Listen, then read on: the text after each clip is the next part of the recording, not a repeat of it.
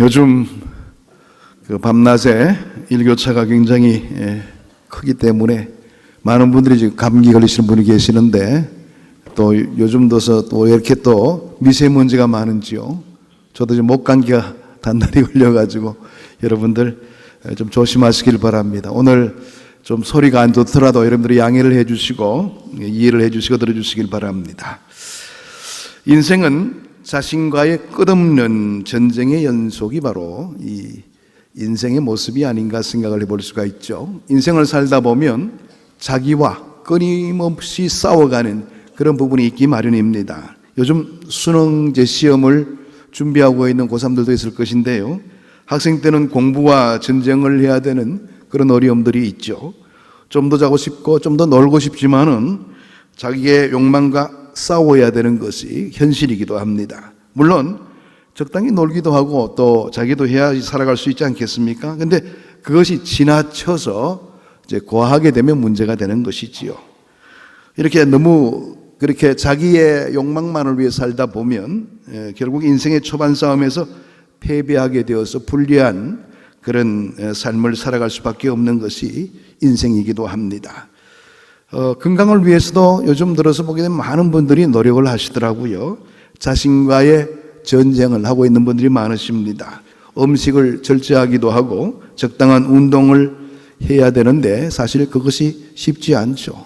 저의 경우에도 살이 많이 쪘지만 여러분들이 또 많이 주시니까 또 안 먹을 수도 없고 그래서 살이 찌는 그런 경우가 있습니다. 물론 절제도 해야 되고 그러는데 저도 많이 실패를 하고 있습니다. 그래서 많은 사람들이 이런 싸움에서 항상 어려움들을 많이 호소하는 경우가 있습니다. 인간에게는 누구에게나 본능이 있죠. 그 본능은 보통 이제 욕구라고 이렇게 표현하기도 합니다. 사람들은 그것을 보통 4가지의 내용으로 나누는데요. 그래서 물욕과 명예욕과 식욕과 정욕 등으로 구분해서 생각해 볼 수가 있죠. 그러나 우리가 알아야 할 것은 그 본능과 욕구도 하나님이 주신 것이라는 사실입니다. 그러므로 그것들은 우리에게 없어서는 안 될 욕구이기도 합니다. 만일 그런 욕구가 너무 지저분한 것 아닌가, 그렇게 해서 그 욕구가 없다면 우리의 인생은 의욕이 사라지게 되는 것이지요. 그럼 무기력하게 살 수밖에 없는 그런 우리의 모습들이 나타나게 되어 있는 겁니다. 하나님께서 우리에게 필요한 부분이 있으니까 욕구도 허락하시는 겁니다. 그와 같은 욕구와 본능을 무조건 죄악시하고 버려야 될 것이라 이렇게 생각해서는 안 되는 것이죠. 기독교는 그와 같은 본능을 죄악시하고 버리라고 가르치지는 않습니다. 우리 기독교는 그와 같은 본능을 잘 다스릴 수 있도록 그렇게 요구하고 있는 종교이지요. 그것을 잘 다스리지 못하면 심각한 문제가 나타나기 때문에 그것을 말씀으로 잘 다스릴 수 있는 그런 태도가 필요하다는 것을 이야기합니다. 여기에 대한 해답이 바로 오늘 이 본문의 말씀 속에 잘 언급되어져 있습니다. 16절의 말씀을 보게 되면 너희는 성령을 따라 행하라 그렇게 되어 있습니다. 성령님은 내 속에서 나를 지도하시고 인도하시기를 원하십니다. 우리가 예수를 처음 믿게 되고 예수 그리스도가 나의 인생의 주인이 된다고 고백하게 되면 성령을 통하여서 주님은 우리를 만나주시고 성령님이 내 삶 가운데 내 마음의 좌수에 거하시게 되는 것이지요. 그리고 그 성령님은 우리를 지도하시고 하나님의 뜻 가운데로 인도하시기를 원하십니다. 그렇지만 우리가요, 거부하고 싫어하게 되면 강제로 그 일을 행하시는 분이 아니십니다. 우리의 선택이 굉장히 중요할 수 있다는 부분들을 우리가 먼저 생각을 해야 된다는 겁니다. 그리스도인의 삶이 능동적이 되기 위해서는 내 안에서 나를 인도하기를 원하시는 성령님께 순종하고자 하는 그런 우리의 마음가짐이 필요하다는 것이지요. 그것이 바로 성령을 따라 행하는 삶이라 이렇게 이야기해 볼 수가 있습니다. 오늘 이 본문의 말씀에 내가 이르노니 너희는 성령을 따라 행하라 그렇게 요구하는데요, 그렇게 할 때에 주님은 어떤 약속을 우리에게 이행해 주십니까? 16절 이어지는 말씀을 보게 되면 그리하면 육체의 욕심을 이루지 아니하리라. 성령을 따라 행하게 되면 자연스럽게 우리의 인간의 욕심을 이루지 않게 된다. 그렇게 이야기합니다. 그러므로 육체의 욕심대로 살지 않으려고 내가 발부둥 쳐서 내가 노력해서 그 일들이 이루어지는 것이 아님을 이 내용 속에서 먼저 전제를 하고 있습니다. 우리가 적극적으로 성령님을 따라 행하다 보면 이런 문제는 자연스럽게 해결될 수가 있다는 사실입니다. 내 힘으로, 내 능력으로 내 본능을 억제하고자 하면 할수록 더욱더 그 본능은 튕겨져 나오게 되어 있습니다. 그래서 우리에게 필요한 것은 성령님을 따라 행하는 일에 내 마음을 열어두게 되면 자연스럽게 내 육체적인 소욕들은 잘 조절되어서 하나님의 사람답게 살 수가 있게 된다는 것을 생각해 볼 수가 있죠. 성령님을 인정하고 성령님께 순종하고 성령님의 지배를 받으며 살아가게 되면 자연히 육체의 욕심대로 살지 않게 된다. 이렇게 성경은 우리에게 약속을 해주고 있는 겁니다. 17절의 말씀 보게 되면 같이 한번 읽어볼까요? 육체의 소욕은 성령을 거스르고 성령의 소욕은 육체를 거스르나니 이 둘이 서로 대적함으로 너희가 원하는 것을 하지 못하게 하려 함이니라. 성경을 안 가져오신 분들은 소외받죠? 성경 가지고 다니시기 바랍니다. 예. 육체의 소욕은 성령을 거스르게 되고 성령의 소욕은 육체를 거스르게 만든다는 겁니다. 다시 말해서 성령의 뜻대로 살아간다면 우리의 육체가 바라고 있는 내 인간적인 욕망들이 조절되어 줄 수가 있다는 겁니다. 그리스도인들 안에 성령님이 거하시지만 그렇다고 해서 육체의 욕심이 완전히 사라진 것 아니에요. 내가 예수 믿었다고 그래서 이제부터 나는 인간의 모든 욕심들은 다 나만은 상관없다. 이렇게 살기가 힘들다는 겁니다. 왜? 내 욕심을 변화시켜서 그것을 다 성령의 생각으로 바꾸어 주신 것이 아니기 때문에 그렇습니다. 하나님은 내 욕심, 내 애성품을 그냥 두신 채로 우리 안에 성령님을 허락해 주신 것입니다. 그렇기 때문에 예수를 믿는다는 것은 어떤 의미에서 새로운 갈등의 시작입니다. 내가 성령님의 뜻을 따를까? 내가 내 마음에 원하는 대로 할까? 이런 갈등의 요소가 있다는 겁니다. 그러니까 여러분들 예수를 믿게 되면 더 심각한 갈등의 요소가 있는 것은 사실이지요. 그렇지만은 그 갈등은 우리에게 유익한 갈등이에요. 왜? 창조적이고 또 우리에게 행복한 결말을 이룰 수 있도록 만드는 갈등의 시작이기 때문에 그렇습니다. 이 갈등을 겪지 않고서는 그 누구도 영광스러운 하나님의 사람으로 살 수가 없게 되는 겁니다. 그런 갈등의 요소가 있기 마련이에요. 전에는 죄를 지었으면서도 예수 믿기 전에는요, 내 마음에 갈등이 없었어요. 왜? 원체 내 생각 자체가 인간의 욕심으로 가득 차 있기 때문에 구분할 만한 그런 능력이 없었죠. 그런데 내가 예수를 믿고 나서 성령님이 내 마음 속에 거하시다 보니 이제는 성령의 눈으로 죄를 바라볼 수 있는 능력을 가지게 된 겁니다. 그래서 갈등을 갖게 되죠. 이거 해도 되나? 하나님이 기뻐하실까? 그런 마음이 생겨나게 된다는 겁니다. 그렇게 해서 내가 내 욕망을 선택하게 되면 예수를 믿으면서도 여전히 내 인간의 욕망대로 살아갈 수도 있는 거예요. 그런데 내가 예수를 믿고 나서 내 마음속에 성령님이 거하시니 내가 이제부터는 내 욕망대로 사는 것이 아니고 성령이 요구하시는 대로 내가 살련다. 이렇게 작정하게 되면 성령의 영역들이 점점 커지게 됩니다. 그렇게 해서 그 일들이 자연스럽게 이루어져요. 그럴 때 다른 사람들이 나를 바라보면서 예수 믿더니 달라졌네? 이런 말을 할 수가 있는 겁니다. 우리가 예수 믿는 자의 삶이 이렇게 변화의 과정이 있어야 된다는 것을 항상 전제로 해야 됩니다. 여러분, 오늘 이 갈등을 넘어서기 위해서 우리는 빨리 육체의 생각을 포기하고 성령님을 따라 행할 수 있는 그런 삶의 모습을 갖춰야 됩니다. 성령님을 따라 행하게 되면 하나님이 원하시는 진정한 삶이 거룩하고 영광스럽게 우리 안에서 지켜져 나갈 수가 있게 되는 겁니다. 그러므로 우리는 내 의지가 아니고 성령님을 근거로 해서 살아가는 존재가 되었다는 것을 먼저 주지하시길 바랍니다.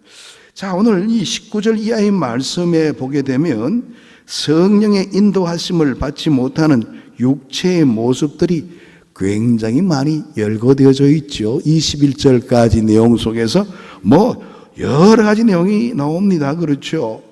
음행과 더러운 것과 호색과 우상숭배와 주술과 원수 맺는 것과 분쟁과 시기와 분냉과 당짓는 것과 분열함과 이단과 투기와 술취함과 방탕함과 얼마나 많이 나오는지요. 내 욕심대로 살다 보면 이런 것들이 내 삶의 주렁주렁 열매처럼 맺혀지게 된다는 것을 이야기합니다. 이것은 22절 이하에 나오는 성령의 열매와는 비교되고 있죠. 아주 극단적으로 비교되고 있습니다. 다시 말해서 육체를 따라 살면 육체로 인해서 열매를 맺고 성령의 인도하심을 따라 살게 되면 성령의 열매가 맺혀지게 된다는 것을 이 사도 바울은 본문의 말씀으로 우리에게 도전을 주고 있는 겁니다. 먼저 육체의 일을 오늘 이 내용 보니까 굉장히 많은데 세 가지로 크게 분류할 수가 있습니다. 먼저는 감각적인 것, 이건 도덕적인 내용을 말하고 있는 거예요.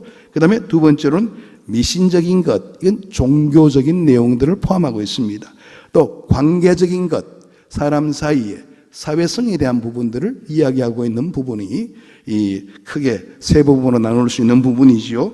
먼저 감각적인 것, 이 도덕적인 내용들이 어떤 것이 있을까요?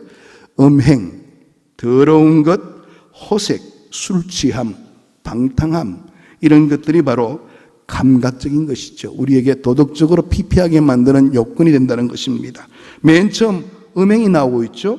이것은 결혼한 사람들이 저지를 수 있는 불륜의 범죄지요. 이런 것들을 내 욕심대로 살다 보면 자연스럽게 범하게 된다는 겁니다. 더러운 것은 뭡니까? 불결한 생각과 불결한 행동을 가리키고 있는 내용입니다. 호색은 뭡니까? 성적인 쾌락에 몰두하는 상태를 말하고 있는 것이지요. 내 욕심대로 살게 되면 이것이 자연스럽게 이행된다는 겁니다. 술 취하면 뭡니까? 물 마시듯이 술에 빠져있는 상태를 말하는 거예요. 완전히 술에 노예가 되는 사람들이 요즘 들어서 얼마나 많은지요. 알코올 중독에 빠져들어서 헤어나오지 못하는 분들이 많으십니다. 왜 알코올 중독에 빠져듭니까? 내 하고 싶은 대로 하고 싶어서 그 결과가 그런 모습으로 나타나게 되어 있다는 겁니다. 이 방탕함이 나오는데요. 이 재미있는 말입니다. 그 당시에 헬라 사람들은 경기를 많이 했는데요. 경기를 해서 1등 하게 되면 1등 하는 사람이 모여있는 사람들 모두에게 한턱을 쏘게 됩니다. 그럴 때 1등 한 사람들이 주체가 돼서 마음대로 하도록 돈을 그냥 다 쏟아부어주는 거예요. 그게 바로 방탕함이라는 거예요. 하고 싶은 대로 다 하는 것. 그렇게 해서 결국에는 헤어나오지 못하는 어려움들이 있는데 육체의 소욕을 따라 살게 되면 이런 삶이 자연스럽게 이루어지게 된다는 겁니다. 그러니까 우리가 참 주의해야 될 부분이죠. 두 번째로 크게 분류해서 미신적인 것들이 오늘 이 본문의 말씀에 언급되고 있는데요.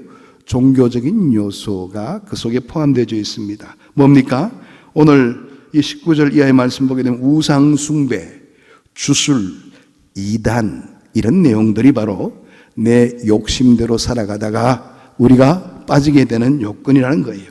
우상숭배는 다른 신을 섬기는 것을 말합니다. 우리가 보면 왜 다른 신을 섬길까? 내 원하는 것이 많기 때문에 그래요. 내 욕심이 크다 보니까 아이고 이거 꼭 들어주시면 좋겠는데 교회 가면 그게 안 들어지는 것 같거든. 그러니까 다른 데 가서 비는 겁니다. 큰 나무 앞에서 빌고 돌 앞에서 빌고 달 보고 절하고 이렇게 하면서 내 마음에 욕망을 채우기를 원하는 욕심들이 있죠. 그래서 다른 신들을 섬기게 된다는 겁니다. 주술은 뭡니까? 악령과 소통합니다. 이거 안 된다는 거예요. 그러면 다른 힘을 빌려야지. 악령과 소통하기를 원하는 사람들이 있어요. 신내림하게 되고 그런 경우가 있지 않습니까? 이단은 잘못된 교리를 말합니다. 이것도 마찬가지죠. 여러분, 이단에 빠져드는 경우가 뭐냐니까 대부분 다 보면 자기의 뜻을 우선시하다 보니까 그래요. 난 예수를 믿어도 달라질 것도 없고 나는 부자도 못 되고 나는 잘 되는 것도 없고 그런 생각들을 가지게 되는 것이죠. 그런데 가만히 보니까 이단의 사설이라고 이야기하는 그 사람들의 모임에는 뭔가 능력이 나타나는 것이 보입니다. 이거 병자가 낫는 것이 보이기도 하고 이러니까 내가 저기 가게 되면 내 만족을 얻지 않을까. 그렇게 해서 이단에 빠져드는 경우가 많이 생기게 되는 것이죠. 이단의 잘못된 교리를 선택하는 것도 결국 내 욕심에 겨워서 선택하는 경우가 많다는 겁니다. 근데 이단의 배후에 보게 되면 반드시 성적인 문란과 경제적인 착취가 따르게 되는 겁니다. 나중에 뭐라고 이야기합니까? 다 같이 우리 함께 사십시다. 다 바치십시오. 이렇게 해서 결국에는 다 패가망신하게 되는 그런 경우가 종종 있게 되는 것이죠. 이것이 다 성령님을 따르지 않고 육체를 따른 결과로서 나타나는 현상이라는 겁니다. 세 번째는 관계적인 그런 요소인데요. 사회적인 그런 데 따르는 우리의 삶의 모습입니다. 원수 맺는 것, 분쟁, 투기, 분냄, 당짓는 것, 분열함 이런 것들이 나타나고 있죠. 이 투기란 말은 타인의 소유를 탐낸다는 그런 내용을 가지고 있죠. 또 분냄은 뭡니까? 자기의 노여움을 억제하지 못하고 폭발시키는 것을 말합니다. 요즘 들어서 보게 되면 분노 조절 장애를 안고 있는 분들이 많으세요. 아무것도 아닌 문제에 막 화를 내고 주체를 하지 못하는 분들이 많으세요. 왜 그럴까요? 자기의 뜻대로 되지 않는 것이 자꾸 중첩되어 나타난다고 생각하고 있기 때문에 그래요. 폭발하는 경우가 있습니다. 자제가 안 됐죠. 이것도 역시 우리의 욕구대로 살다가 빚어지는 문제라 생각해 볼 수가 있죠. 또 분열함이 있습니다. 공동체 내에서 이탈하여서 자꾸 공동체를 이간질시키고 분열되게 만드는 일을 획책하는 그런 경우가 있는 것이죠. 또 그런 모습들을 통해서 자기의 삶에 뭔가를 얻기를 원하는 열망들이 있다 보니까 그런 모습을 가지면서도 자기는 떳떳하다 이렇게 얘기하는 분들이 계십니다. 육체의 일은 그렇게 현저히 우리의 삶 가운데 나타나게 되어 있는 것이지요. 교회 아니라고 그래서 그런 게 없다고 생각하십니까? 그렇지 않습니다. 예수를 믿는다고 말하면서도 내 모든 욕구가 내 마음 속에 육체가 원하는 대로 살다 보면 교회는 나오게 되는데 믿지 않는 사람과 똑같이 살아가는 사람들이 있어요. 그러다 보니까 삶의 그런 모습들이 팍팍 드러나게 되는 거예요. 그리고 우리가 깜짝깜짝 놀라죠. 저 양반 열심히 믿는 사람인 줄 알았는데 왜 저럴까 말이에요. 놀라게 되는 이유가 바로 그런 데 있는 겁니다. 그렇지만 성령의 인도하심을 받게 되면 성령의 열매가 맺혀진다고 분명히 오늘 이 본문의 말씀에서는 이야기하고 있습니다. 먼저 성령을 따르는 삶에는 성령의 인도하심이 있게 되고요. 그 결과라서 성령의 열매가 맺혀진다 그렇게 이야기하는데 우리는 성령 충만하게 된다면 꼭 능력을 행하는 것이 성령 충만이라고 생각하는데 그건 은사의 일부분이고요. 오히려 우리에게 더욱더 큰 영향력을 주는 것은 우리의 삶의 변화입니다. 성령의 충만함이 이루어지게 되면 우리의 인품이 변화될 수가 있다는 겁니다. 오늘 이 본문의 말씀에서도 성령의 열매는 우리의 인품의 변화를 우리에게 보여주고 있는 현실이지요. 성령의 열매는 궁극적으로 본다면 한 가지라 이야기해 볼 수가 있습니다. 한 인격, 예수의 인격에 나타난 9가지의 성품이 바로 성령의 열매라 그렇게 생각해 볼 수가 있습니다. 내 속에 성령님이 거하시고 주님의 영이 나를 지배하게 된다면 내 속에 성령의 열매가 맺혀지게 되는데 다시 말해서 예수의 인격이 내 삶 속에 열매로 나타나게 되어 있다는 겁니다. 이 9가지 열매 역시 3가지로 크게 분류해서 생각해 볼 수가 있습니다. 첫 번째는 하나님과의 관계에서 이루어지는 인격입니다. 그게 뭐냐니까 사랑과 희락과 화평입니다. 여기서 사랑이라는 그 말의 의미는 신적인 사랑을 말하고 있는 것이지요. 그러므로 궁극적으로 하나님을 사랑하는 사랑을 말하는 그런 내용이기도 합니다. 하나님의 영이 내 속에 부어지게 된다면 우리는 누구보다도 먼저 하나님을 사랑하게 되어 있습니다. 예수님은 참으로 아버지 하나님을 사랑하셨던 분이셨죠. 또 아버지 하나님은 예수님을 사랑하셨습니다.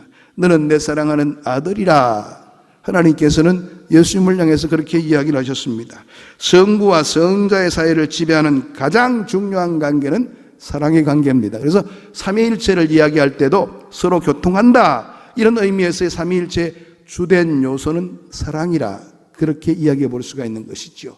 그래서 삼위일체에서 성부 하나님과 성령 하나님과 성자 하나님은 서로 끊을래야 끊을 수 없는 관계를 맺고 있는 거예요. 그토록 사랑의 힘이 강하다는 그런 의미를 가지고 있는 겁니다. 우리가 성령으로 충만하게 되면 하나님을 향한 사랑이 그와 같이 된다는 것을 우리에게 일러주고 있는 내용이죠. 또 희락도 단순한 기쁨을 말하는 것이 아니라 하나님을 즐거워하는 기쁨을 말합니다. 웨스트민스터 소요리 문답의 1문에 보게 된다면 우리 인간의 본분은 뭐냐 그렇게 이야기를 합니다. 사는 목적이 뭐냐 말이에요. 하나님을 영화롭게 하고 그를 영원히 즐거워하는 것. 그래요. 이 즐거워하는 것이 바로 이 희락이라는 의미 속에서 담겨져 있습니다. 화평은 하나님과의 관계에 있어서 화평을 말하고 있는 겁니다. 예수를 믿기 전에는 하나님과 갈등 관계에 있었지요. 하나님을 등지고 있었던 내가 이제는 하나님과 화목해질 수가 있는 거예요. 하나님과 하나 될 수 있는 기쁨, 하나님을 통해서 진정한 마음의 평강을 누릴 수 있는 그런 기회가 우리에게 주어지게 된 것이지요. 이제는 내가 하나님 앞에 당당히 서서 기도할 수 있는 그런 우리의 당당함이 허락될 수가 있는 겁니다. 이것이 바로 하나님과의 관계에서 오는 놀라운 변화의 과정이라 볼 수가 있죠. 두 번째는 이웃과의 관계에서 이루어지는 인격이 있습니다. 오늘 이 9가지 열매 중에서는 뭐가 될까요? 오래 참음, 자비, 양선, 이런 내용이 바로 이웃과의 관계에서 이루어지는 인격입니다. 이 인격들은 이웃과의 관계에서 사용되는 일종의 사회적인 덕이라 이렇게 이야기해 볼 수가 있는데요. 오래 참음은 이웃과의 잘못됨을 끝까지 인내하면서 그 변화를 기다리는 것을 말하고 있는 것이지요. 우리가 주님을 믿을 때, 성령님이 우리 안에 역사하시게 될 때 우리에게도 이 오래 참음의 덕이 주어지게 되는 겁니다. 그래서 우리 교회 안에서도 우리 연세가 많으시고 인품이 훌륭하신 분들은요, 금방금방 이야기하지 않으시더라고. 항상 인내하고 지켜보면서 참 하나님께서 어떻게 역사하시나, 말 한마디 한마디에 무게가 있고 그만큼 신중히 모든 것들을 구하는 그런 모습이 있더라고요. 대부분 다 보면 반응 속도가 빠른 분들은 생각이 적고 그냥 자기 생각나는 대로 말하고자 하는 그런 사람들이죠. 그런데 오래 참음의 미덕을 가지고 있는 분들은 얼마나 신중한지요. 믿음직하고 모든 부분에 있어서 하나님의 크신 뜻을 증거하는 모습으로 사시는 것을 보게 됩니다. 자비란 말은 본래 아주 오래 묵은 좋은 포도주를 준다, 이런 뜻을 가지고 있는 말입니다. 다시 말해서 이웃에게 가장 좋은 것을 구체적으로 베풀어 주는 것이 자비라는 말입니다. 자비가 행동적인 측면에서 강조하는 것이라면 양선, 다음에 나오는 양선은 이웃을 유익하게 하기 위하여 이웃의 인격 속에 내가 기여하는 것을 말합니다. 가령 이웃에게 말을 할 때도 정말 말을 신중하게 해서 그분이 편화될 수 있도록 만들어가는 것. 이웃을 사랑하는 마음으로 권고해서 그가 격려받고 어려움 속에서 일어날 수 있도록 만드는 그런 인격을 양선이라 그렇게 표현하고 있는 겁니다. 마지막 세 번째에서는요, 자신과의 관계에서 이루어지는 인격입니다. 이것은 충성, 온유, 절제입니다. 이 마지막 세 가지의 인격은 자신과의 관계 속에서 이루어지는 개인적인 특성을 가르치고 있는데요. 먼저 이 충성이란 말이 조금 번역이 어색합니다. 원래 영어 성경에도 보면 faithfulness라고 말을 쓰는데요. 이거는 이제 충실이란 말로 표현되는 것이 더 나을 것 같아요. 신실하다, 신뢰할 만한 인격이 된다, 이런 뜻입니다. 오늘날 한국교회의 잘못된 가르침은요, 기복적 사상의 강조에 있어요. 어떤 교회 가보게 되면 복 받으라 막 외치죠. 자기가 복 주는 것처럼. 그러다 보니까 우리 개인적인 의식 속에서 복 못 받게 되면 소외받은 사람이고 그 양반은 예수 믿지 않는 사람이나 다름없다, 그런 잘못된 생각을 심어주게 되었죠. 그래서 성령님을 통한 인격적 삶의 강조가 없이 복 받는다는 것만 강조되다 보니까 성도들이 수단과 방법을 가리지 않고 복 받는 일에만 집중되어 있는 것을 보게 됩니다. 남들과는 상관없죠. 내만 복 받으면 되는 거예요. 우리 가족만 잘 되면 되는 것이고 남들은 어떻게 되든 상관없다는 거예요. 그런 의식 속에 살다 보니까 사실 믿지 않는 사람들도 화들짝 놀라게 되는 거죠. 아이, 저 양반은 예수 믿는 사람이라 그러면서 저렇게 이기적인가 말이에요. 자기밖에 몰라요. 그렇게 생활해 오고 있는 것이 잘못 가르쳐서 그런 거예요. 그래요.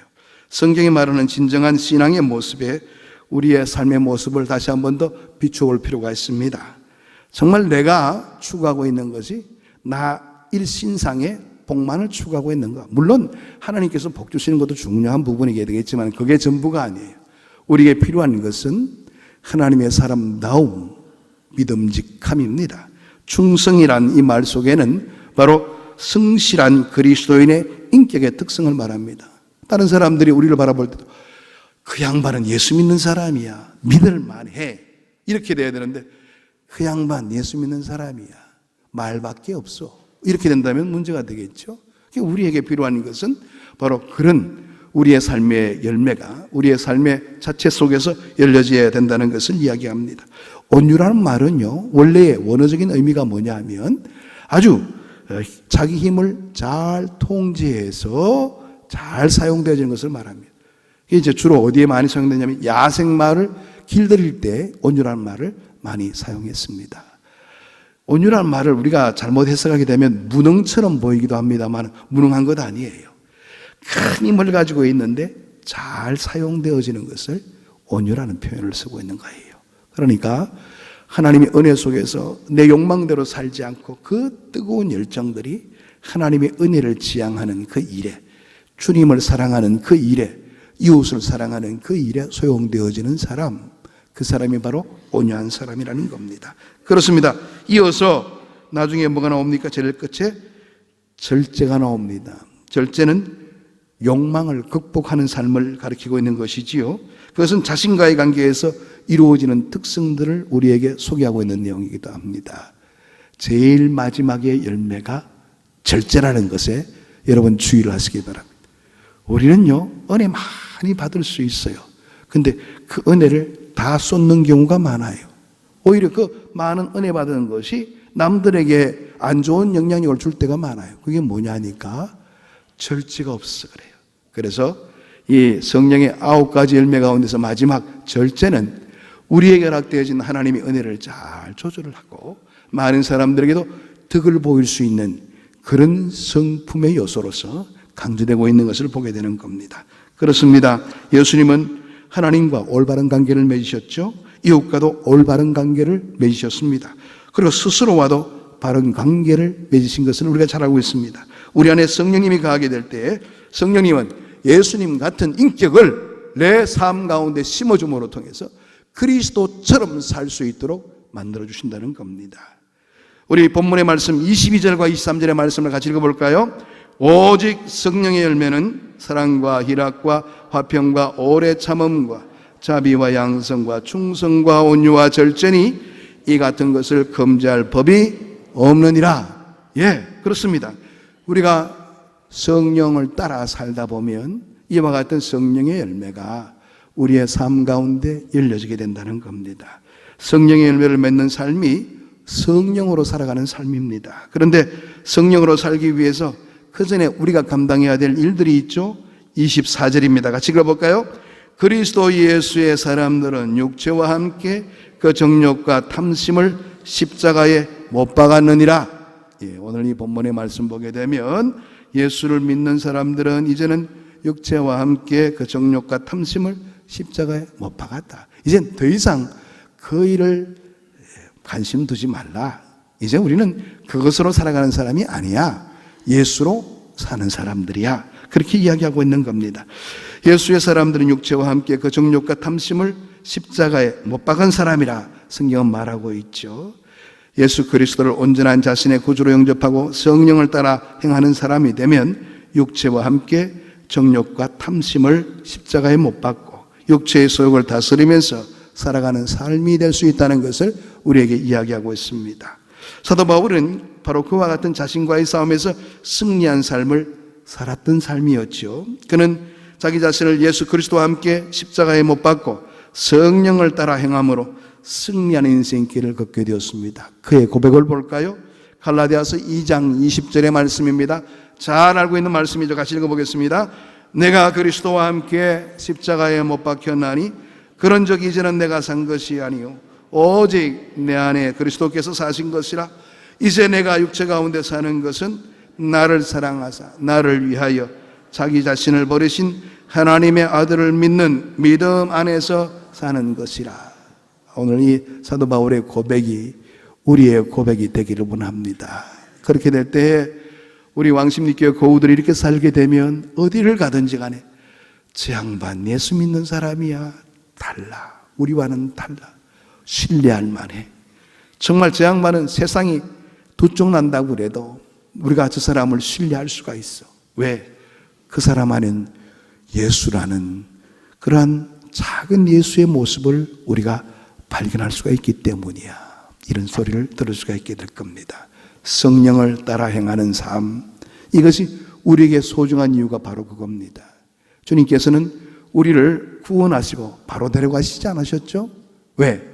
성령을 따라 행하는 삶을 보임으로 통해서 많은 자들에게 하나님의 살아계심을 증거하고 믿지 않는 자들로 하여금 믿는 자의 삶이 얼마나 존귀와 영광이 있는가를 드러내 보일 수 있도록 우리에게 요구하셨기 때문에 그런 겁니다. 오늘도 이 말씀의 요구대로 순종하며 살아가 날마다 승리하는 인생길을 걷게 되기를 축복합니다. 기도하겠습니다. 하나님 감사합니다.